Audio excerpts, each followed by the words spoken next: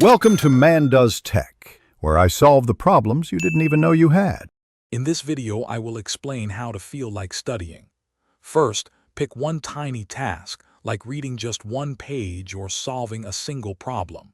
Next, tidy up your study area. A clean space helps clear your mind. Then, set a timer for a short burst, say 15 minutes.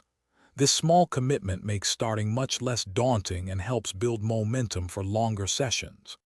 Creating the right atmosphere is key. Make sure your study spot has good lighting and a comfortable chair to prevent discomfort. Turn off notifications and put your phone in another room to avoid interruptions. Some people find instrumental music helpful for focus, but if it distracts you, opt for silence. A calm environment supports a focused mind. Big tasks can feel overwhelming, so break them down. Instead of study for the exam, try review Chapter 1. After completing a small section, take a quick 5-minute break to stretch or grab a drink. This method, often called the Pomodoro technique, helps maintain focus and prevents burnout. Reward yourself for milestones like a short walk. Consistency is crucial for making studying feel natural. Try to study at the same time each day.